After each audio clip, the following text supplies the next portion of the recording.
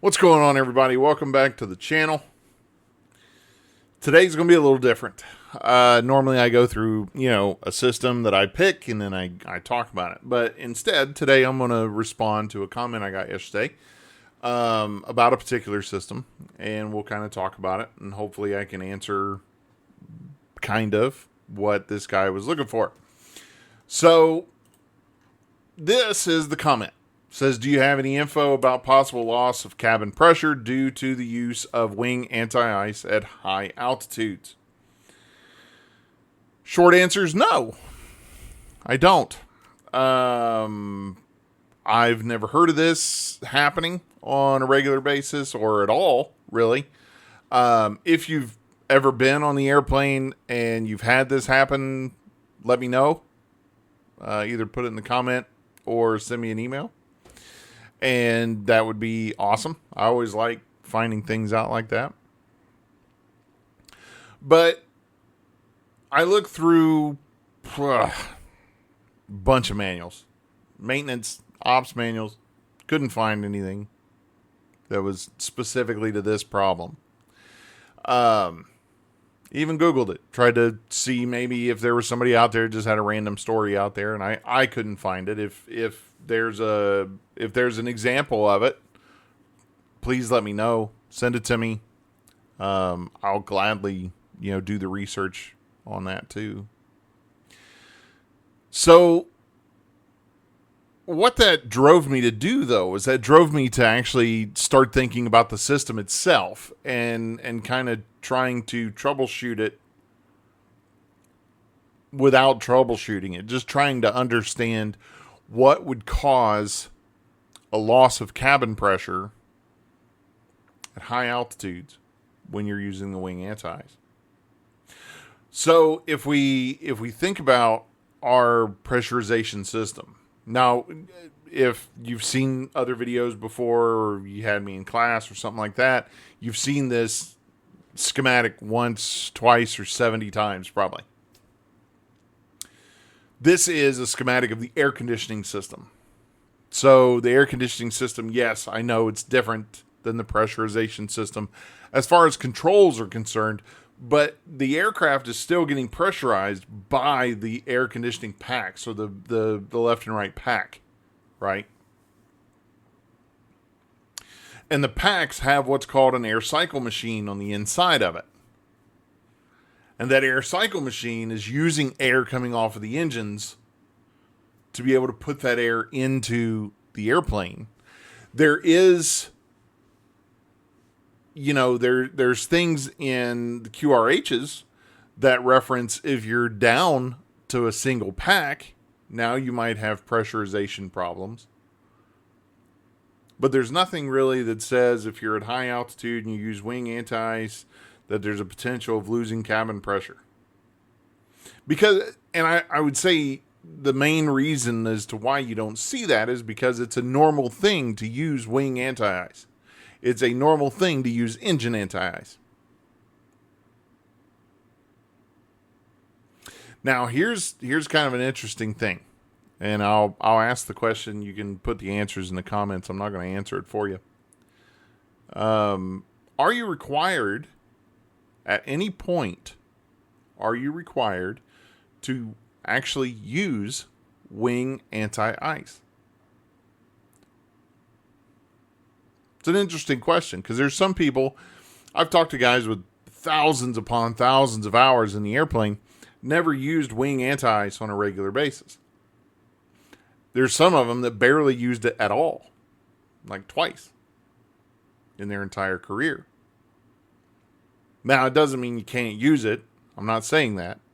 I'm just saying, is there a time, or I'm just asking, I guess, is there a time where you are required to operate your wing anti-ice? Required is the key word there. Okay, so put your answers in the comments. If you know, great. If you don't know, maybe I'll make another video talking about that.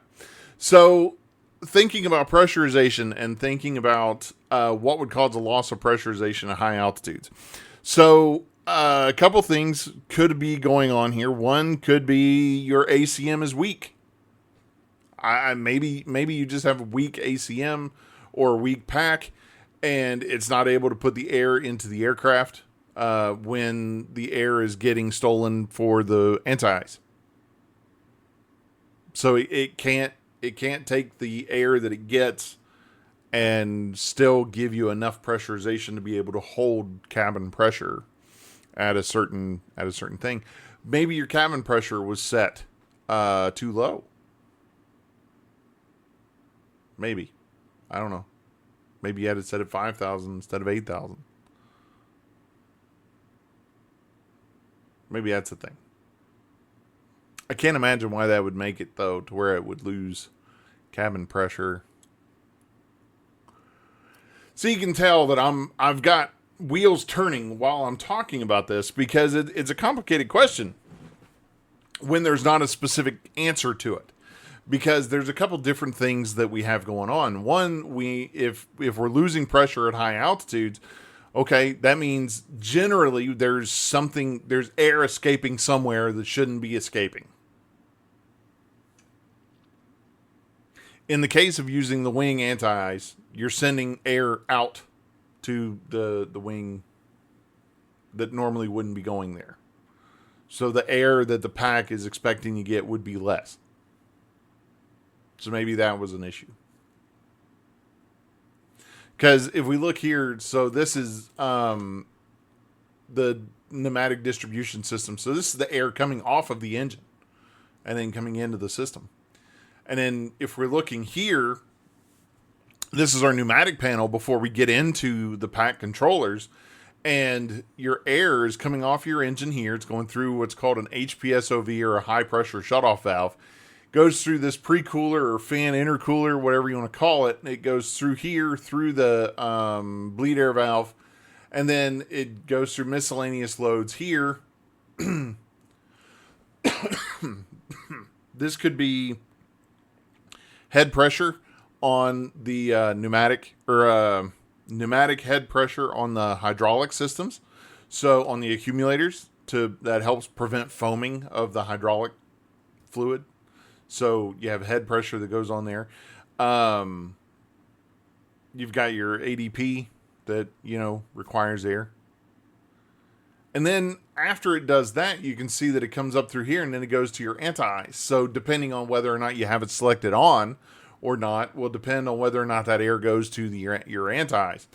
But that air, all of that air escapes the system before it gets into the packs.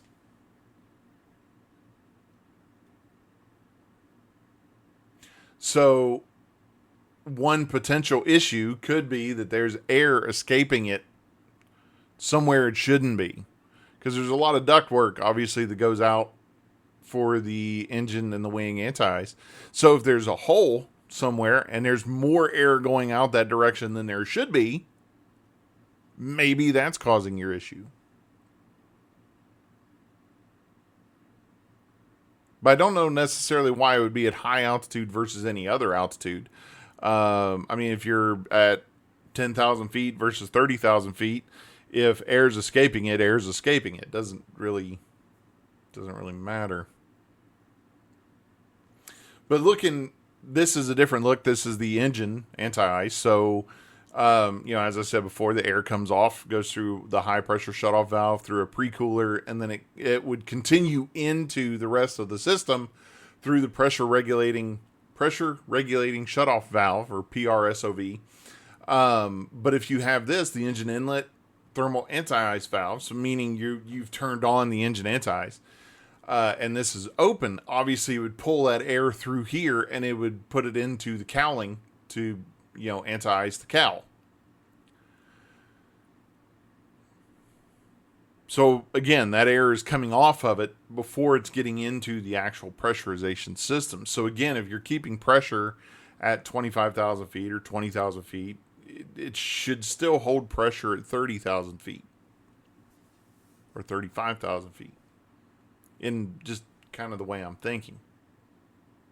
Now the wing is slightly different, right? So the wing, Now we're only anti-icing these outer 3 slats, right? That's where the tubes are out here that actually allow that air to escape into there. So, and that's here, right? So this is our slat right here. This is a profile view. So like if we're looking down the wing from the wing tip, this is our slat.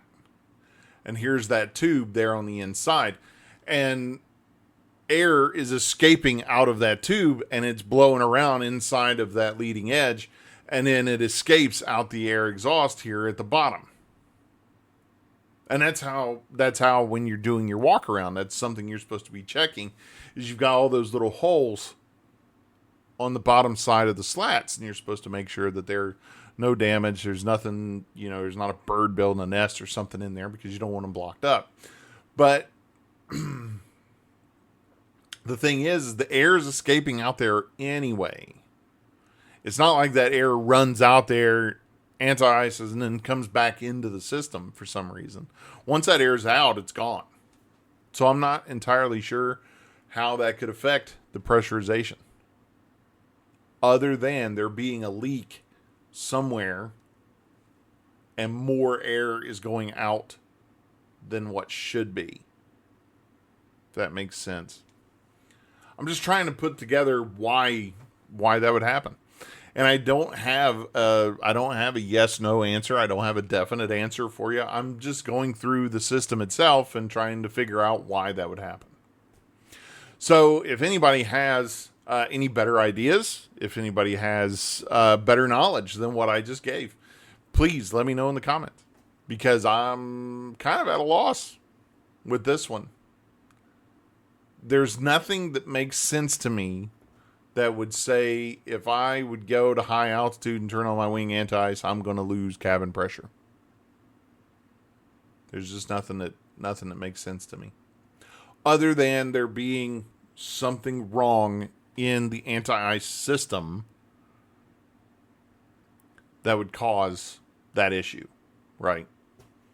Bigger hole, additional air going out there. I don't know. A weak ACM. Like, it's just not getting enough air. But yeah, outside of that, I mean, there's no real reason for that to happen. So I hope that answered your question somewhat or enough. Like I said, if anybody else has any information that you could help maybe guide a little bit of a direction, or even know of a reason why that would happen, let me know in the comments. Send me an email.